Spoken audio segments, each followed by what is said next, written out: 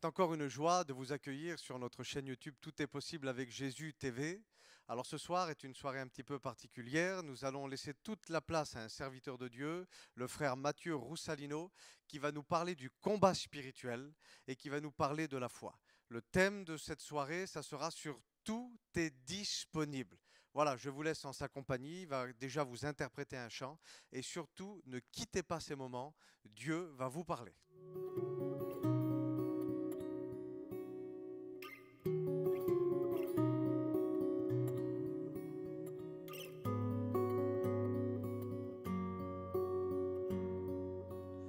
Que vos cœurs ne se troublent pas. Croyez en Dieu, croyez en moi. Que vos cœurs ne se troublent pas. Croyez en Dieu, croyez en moi. Que vos cœurs ne se troublent pas. Croyez en Dieu, croyez en Jésus. Que vos cœurs ne se troublent pas. Croyez en Dieu, croyez en moi. Car il y a plusieurs demeures dans la maison de mon Père. Et si cela n'était pas, moi je vous l'aurais déjà dit. Que vos cœurs ne se troublent pas. Église de Dieu, croyez en Dieu, croyez en moi. Que vos cœurs ne se troublent pas. Croyez en Dieu, croyez en moi. Car il y a plusieurs demeures dans la maison de mon Père. Et si cela n'était pas, moi je vous l'aurais déjà dit. Que vos cœurs ne se troublent pas. Église de Dieu, croyez en Dieu, croyez en moi. Que vos cœurs ne se troublent pas.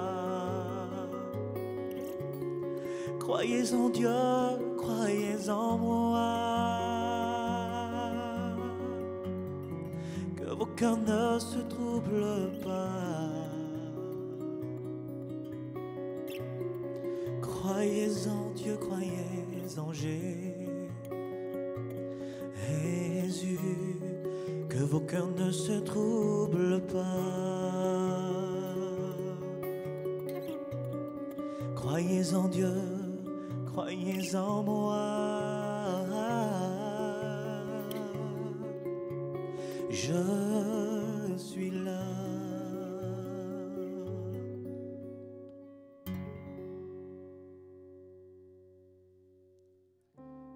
Bonjour à tous, que Dieu vous bénisse. C'est votre frère en Christ, Mathieu Roussalino. Je suis serviteur de Dieu et je suis vraiment très heureux d'être avec vous.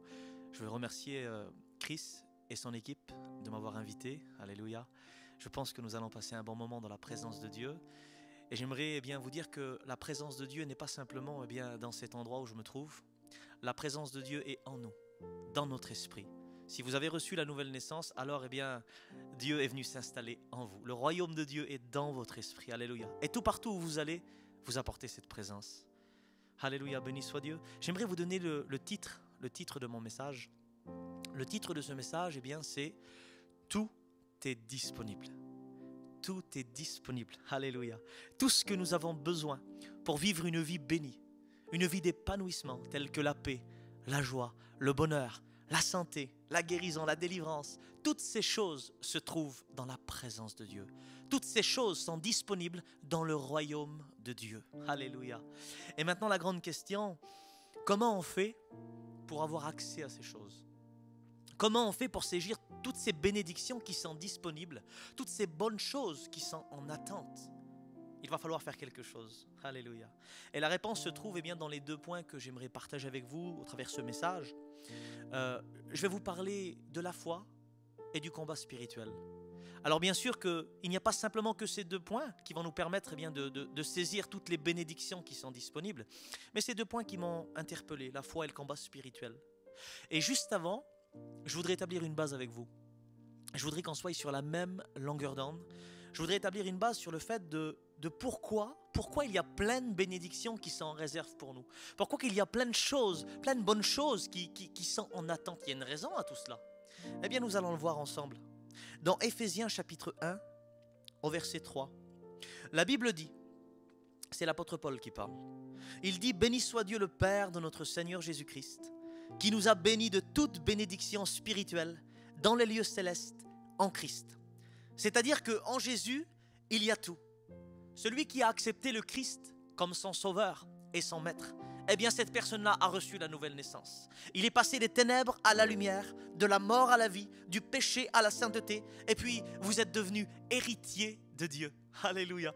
Vous êtes devenu héritier de Dieu, et parce que Jésus est mort, et parce qu'il est ressuscité, vous avez obtenu le royaume. Dieu vous a ouvert les portes de ses bons trésors. Oh, alléluia, quelle nouvelle merveilleuse. Dieu vous a ouvert les portes de ses bons trésors. Et puis autrefois, vous étiez éloigné, loin de la présence de Dieu. Votre esprit était spirituellement mort. Il n'y avait pas la vie dans votre esprit. Mais le Saint-Esprit, le fleuve d'eau vive, l'Esprit de vérité, vous a attiré à Jésus avec son amour. Et vous avez goûté à sa présence. Et vous avez reçu une nouvelle identité. Alléluia. Vous avez reçu une nouvelle identité. Et vous êtes devenus des citoyens de son royaume. Vous êtes devenus des ambassadeurs, des porte-paroles de Jésus. Vous êtes devenus des transporteurs de sa présence. Je vous ai dit au début de la prédication, au début de ce message, tout partout où vous allez, vous apportez la présence de Dieu. Parce que vous avez fait cette réelle rencontre avec le Christ, avec le Sauveur du monde. Alléluia. Le royaume de Dieu en nous, dans notre esprit, le fleuve d'eau vive. Oh, alléluia. Donc voilà la base que je voulais établir avec vous. Voilà pourquoi toutes ces choses nous sont disponibles. Si vous avez reçu la nouvelle naissance, alors vous êtes héritier de Dieu. Alléluia, béni soit Dieu. Amen. Alors maintenant, nous allons parler de ces 2 points. La foi et le combat spirituel. Et je le redis encore, il n'y a pas simplement que ces 2 points qui vont nous permettre de saisir toutes ces bénédictions, mais ça en fait partie. Et ces 2 points m'ont interpellé. Alors j'aimerais commencer par la foi. Qu'est-ce que la foi? Alléluia. Qu'est-ce que la foi? Romains chapitre 10 au verset 17.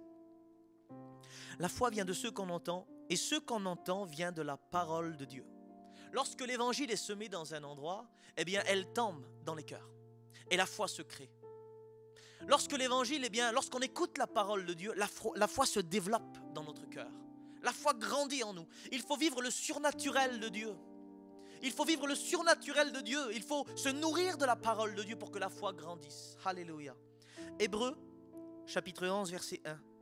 La foi est une ferme assurance des choses qu'on espère, une démonstration de celles qu'on ne voit pas.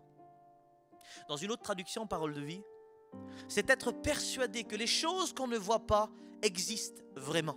La foi, c'est ça, c'est cette conviction que nous avons en nous, cette certitude de croire que la chose qu'on a demandée, elle existe vraiment. Elle est dans le monde spirituel invisible. Et c'est simplement une question de temps avant qu'elle se manifeste dans le visible.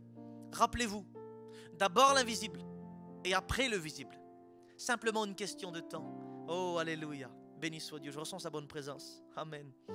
Béni soit Dieu. Jacques chapitre 2 verset 17. Si elle n'a pas les œuvres, elle est morte. Notre foi est morte. Si tu crois en Dieu, mais si tu n'agis pas, ta foi est complètement morte. Et j'aimerais vous dire que dans ce monde, on dit que la monnaie d'échange, c'est l'argent. Il y en a qui disent que l'argent, c'est le pouvoir. Par exemple, je passe devant une boulangerie et il y a des gâteaux derrière la vitrine. Et puis j'ai de l'argent dans la poche.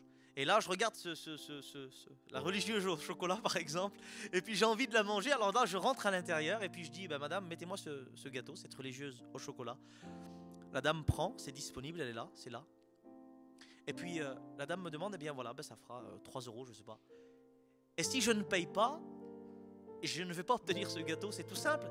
C'est peut-être un exemple qui est un peu vraiment, c'est simple ce que je suis en train de vous dire. Je ne vais pas l'obtenir. Il faut que je paye pour obtenir ce gâteau. Et dans le royaume de Dieu, dans le spirituel, ce qui va nous permettre d'avoir ce qui est disponible, parce que Jésus a tout accompli à la croix, il a tout payé. Il y a des personnes qui croient y rajouter quelque chose de plus, eh bien au sacrifice de Jésus. Non, on ne rajoute rien de plus. Jésus a tout accompli, donc tout est disponible au travers de sa mort et sa résurrection. Tout est disponible, tout ce que nous avons besoin pour vivre une vie bénie. Alléluia. Eh bien, il va falloir utiliser la foi. J'ai la foi, je possède la foi. Je me positionne dans la prière. J'utilise la foi et j'obtiens ce que j'ai demandé. Oh, béni soit Dieu, béni soit Dieu. Matthieu chapitre 21, verset 22. Si vous priez avec foi, tout ce que vous demanderez, vous l'obtiendrez. C'est ce que Jésus a dit. Si vous priez avec foi, tout ce que vous demanderez, vous l'obtiendrez. Oh, alléluia. Mais il y a beaucoup trop de personnes qui se mettent dans la prière et qui n'utilisent pas la foi. Il y a beaucoup trop de personnes qui se mettent à chanter des cantiques, qui proclament des paroles extrêmement puissantes, mais ils ne croient pas réellement dans les paroles de puissance. Ils ne croient pas que Dieu est capable d'apporter de grandes délivrances, des victoires, des triomphes, des guérisons. Oh, alléluia. Ces personnes-là ne croient pas. Et puis de dire une chose, de chanter une chose, mais de croire dans la chose qu'on vient de dire là, ça fait deux. C'est deux choses différentes. Je peux parler de l'amour de Dieu, mais si je ne l'ai pas expérimenté, si je n'ai pas goûté à l'amour de Dieu, je ne sais pas réellement ce que c'est. Et j'aimerais t'encourager à goûter à la puissance du Saint-Esprit. À goûter, à ces percées spirituelles que tu peux expérimenter en te positionnant dans la prière. Jésus n'a pas dit si vous avez une foi plus grande qu'une montagne, vous allez dire à cette montagne de se jeter dans la mer, elle le fera. Non, il a dit simplement si vous auriez la foi comme un grain de sénévé, la plus petite semence au monde, je crois. Vous diriez à cette montagne de se jeter dans la mer et elle le ferait. Le peu de foi que tu as, utilise-la. Utilise-la. La foi se développe. La foi, et puis j'aimerais vraiment le proclamer, le déclarer avec certitude dans mon cœur, que la foi que tu as reçue, elle va se développer au fur et à mesure que tu vas te nourrir de sa parole. Crois dans les promesses de Dieu. Crois dans les promesses de Dieu. Oh, alléluia. Ton père t'a donné une carte, une carte de crédit. Il t'a donné une procuration pour te servir en abondance sur son compte. Oh, alléluia, c'est une petite note que j'ai notée et ça me fait rire. Notre Père nous a donné une carte, une procuration pour se servir en abondance sur son compte. Tout est disponible. Utilise la foi que Dieu t'a donnée. Oh, alléluia, tout est disponible. Amen. Là maintenant, nous allons parler du deuxième point, le combat spirituel. Et c'est vraiment un sujet qui m'intéresse. Et là, j'aimerais vraiment attirer votre attention. J'utilise la foi et je n'obtiens pas.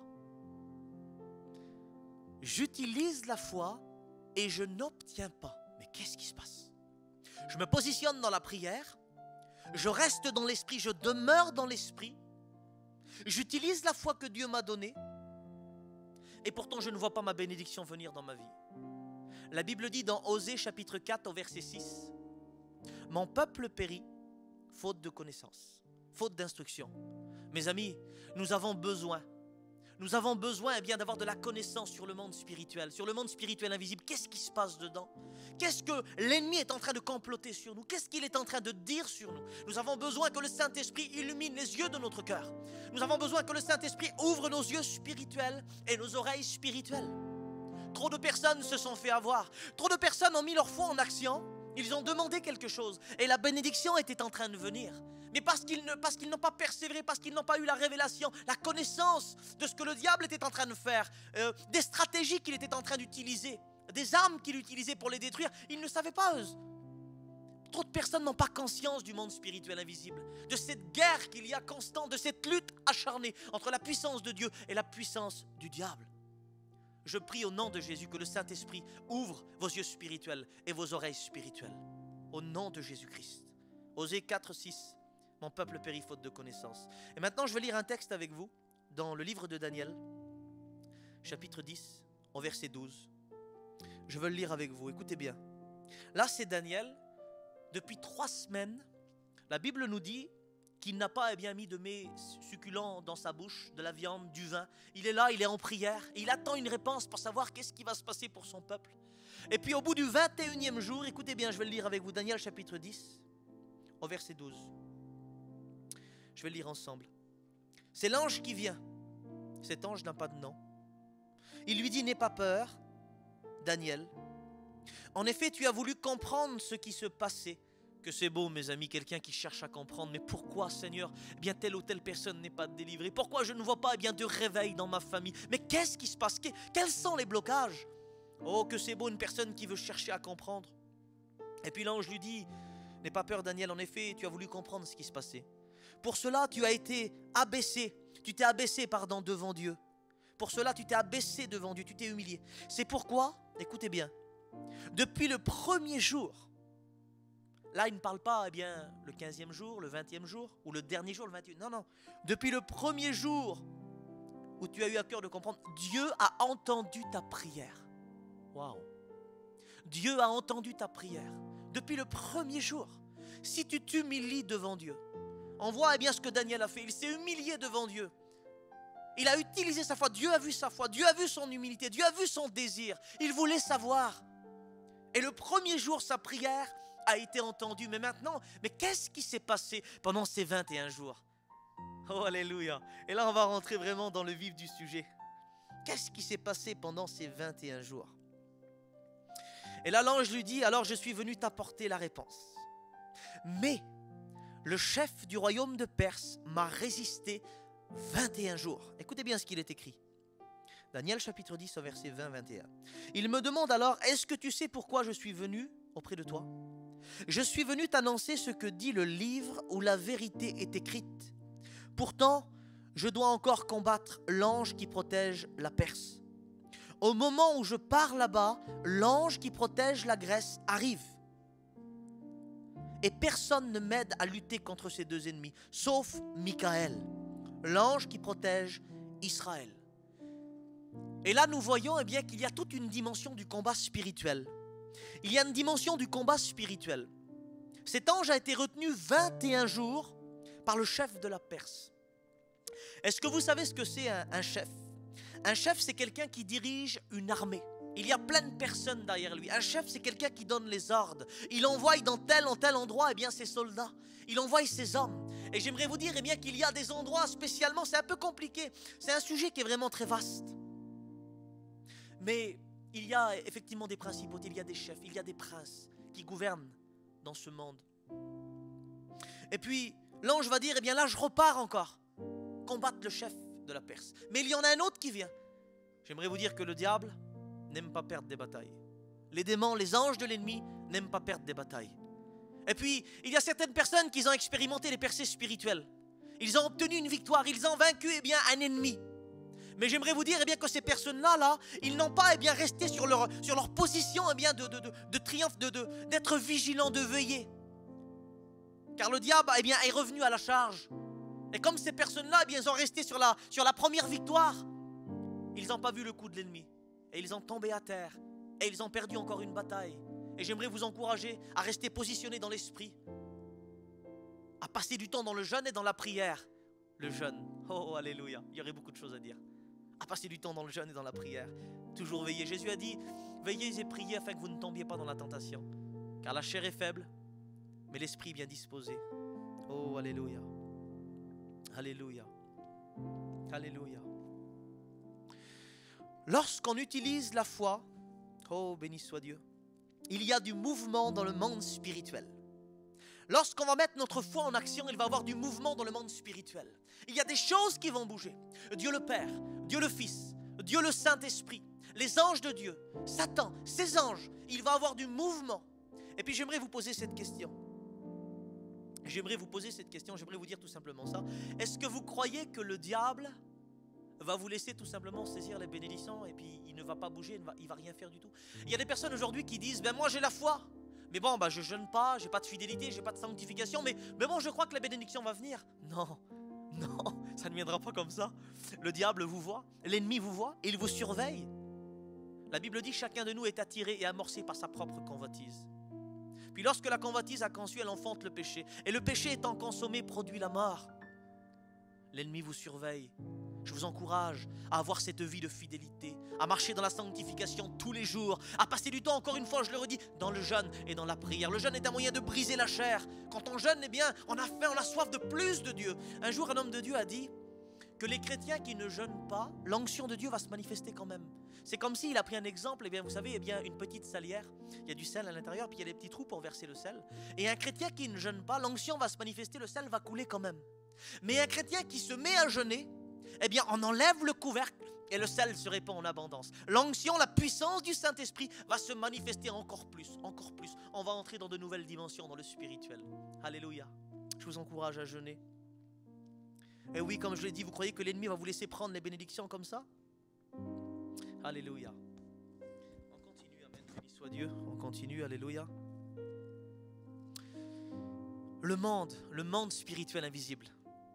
Il y a une hiérarchie dans les anges. La Bible nous parle des archanges, des séraphins, des chérubins, des anges qui viennent apporter des messages, des anges qui combattent.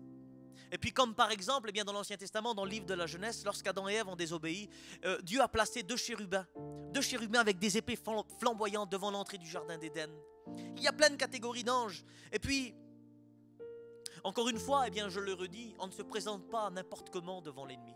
Il y a trop de personnes qui prennent à la légère. Moi j'ai la foi, je suis sauvé, j'ai la nouvelle naissance, j'ai l'onction. Et puis je me présente comme je veux. Non, c'est pas comme ça. Vous savez, devant Dieu, on ne se présente pas n'importe comment. C'est différent une personne qui ne connaît pas Dieu. Elle vient telle qu'elle est. Elle vient avec ses péchés, avec sa misère.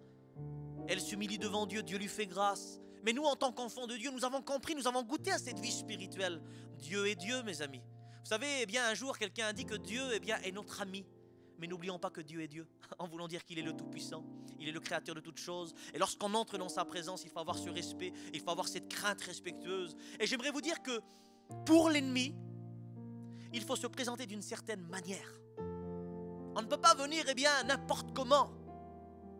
Oh, alléluia. Matthieu chapitre 17, verset 21. Jésus va dire à ses disciples n'ont pas pu vaincre un ennemi.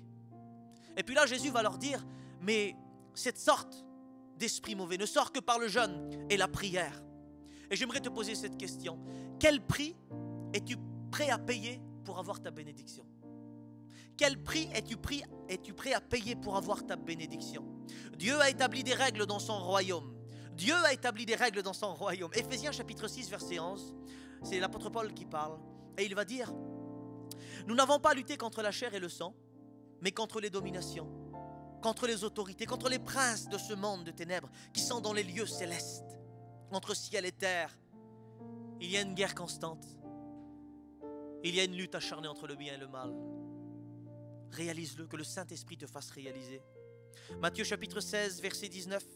C'est Jésus qui va parler à Pierre et il va dire ça.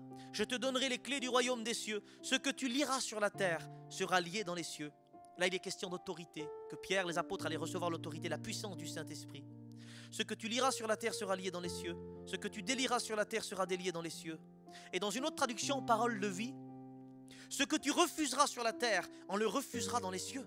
Ce que tu accueilleras sur la terre sera accueilli dans les cieux. L'autorité. Je vous encourage à utiliser les clés du royaume de Dieu. L'autorité, la puissance du Saint-Esprit. La Bible dit qu'en esprit, nous sommes assis avec le Christ dans les lieux célestes, au-dessus de toute puissance, domination, autorité, principauté. Nous ne sommes pas assis à droite du trône de Jésus, ni à gauche, mais sur le trône de Jésus. Nous sommes le corps du Christ. Je ne sais pas si vous réalisez quelle grâce, quelle bénédiction.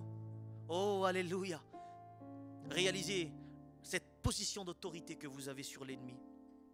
Oh, alléluia. Matthieu chapitre 11, encore 2-3 minutes et après je terminerai la prédication, le message. Matthieu chapitre 11, verset 12.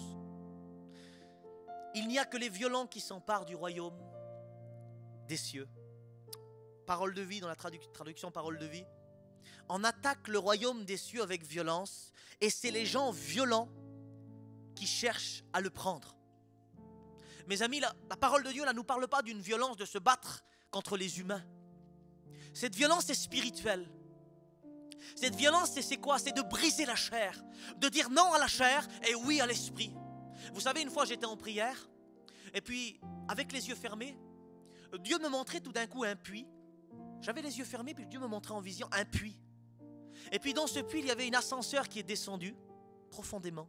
Et il y avait un câble en acier qui ressortait à l'extérieur. Et puis il y avait un homme, un personnage qui tenait ce câble en acier là. Et puis il forçait pour faire sortir cette ascenseur du puits. Et je ne comprenais pas, j'ai posé la question au Saint-Esprit, parce que le Saint-Esprit parle, alléluia. Nous pouvons avoir un dialogue avec le Saint-Esprit. Ce n'est pas un monologue. Un monologue, c'est simplement je parle. Aujourd'hui, c'est ça, il y a plein de personnes qui le font. Ils se mettent à prier Dieu, ils se mettent à parler. Et puis ils donnent eux-mêmes les réponses. Et après quoi? Amen. Et puis ils sortent. Non, un dialogue, c'est différent. Le but d'un dialogue, c'est je parle avec Dieu, je fais un temps de silence. Le Saint-Esprit me parle dans mon esprit. Il peut me parler au travers d'une image, je peux recevoir une image, une vision, un mot, une phrase, un ressenti, une conviction. C'est ça le dialogue. Et puis là, donc j'ai posé la question au Saint-Esprit, qu'est-ce que ça veut dire? Que ce personnage essaye de sortir cette ascenseur du puits. Et le Saint-Esprit m'a parlé.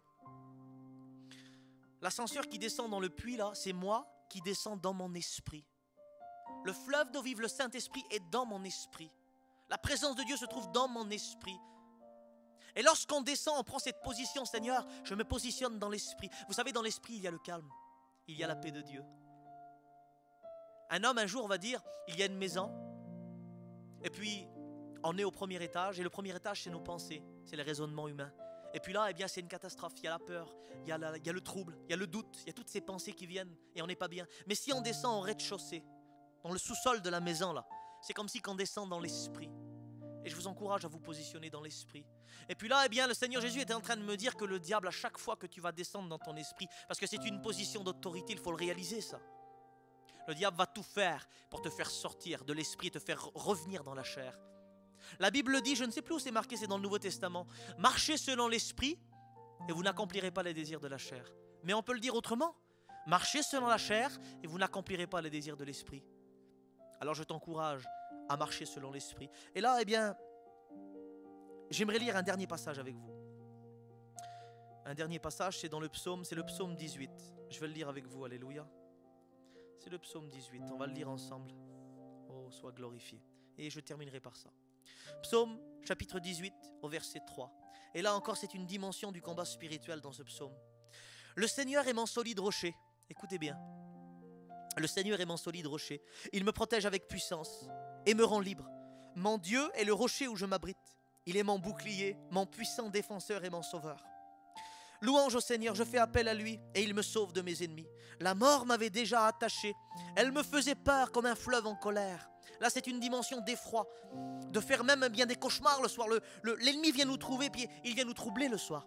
Écoutez bien. La mort m'avait entouré de ses chaînes, ses pièges étaient tendus sous mes pieds. Dans mon malheur, j'ai fait appel au Seigneur. J'ai crié vers mon Dieu. De son temple, il a entendu ma voix. Oh, alléluia. Mon cri est arrivé à ses oreilles. Oh, béni soit Dieu. Il y a une dimension du temps là. Alléluia. Notre prière parvient directement au Seigneur. Et pour que la bénédiction vienne, je vous l'ai déjà dit, c'est simplement une question de temps, de se positionner. Il y a un combat spirituel. Écoutez bien. Il a entendu ma voix, mon cri est arrivé à ses oreilles. Verset 8. Alors la terre s'est mise à bouger, les bases des montagnes ont été secouées. Elles ont tremblé devant la colère de Dieu. Une fumée s'est élevée de ses narines, un feu terrible est sorti de sa bouche avec des charbons brûlants. Le Seigneur a déroulé le ciel comme un tapis et il est descendu, un nuage sombre sous ses pieds. Le Seigneur s'est envolé, porté par un chérubin. Il planait sur les ailes du vent. Il s'est caché au cœur de la nuit, entouré de nuages énormes, sombres comme l'eau profonde.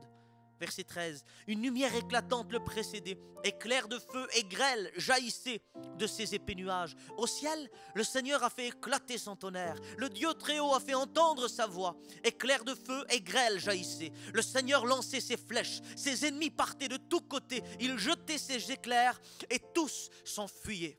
Et je veux proclamer, déclarer la victoire sur ta vie, je terminerai par ça. Oui, je crois que Dieu est en colère sur l'ennemi, sur tes ennemis. Ces esprits mauvais qui rôdent et qui t'influencent depuis longtemps. Le diable qui voudrait te faire tomber. Et je veux proclamer, déclarer par la foi ta victoire. Le 100% de victoire, alléluia. Mais je t'en supplie à te positionner dans ton esprit, dans la présence de Dieu. Réalise l'autorité que tu as reçue. Assis sur le trône avec Jésus, pas à droite, pas à gauche, sur le trône. Tu es le corps de Jésus-Christ, le temple de Dieu. Oh, alléluia. Et c'est alors que si tu persévères, tu auras ta victoire. Tu auras ta bénédiction. Oh, alléluia.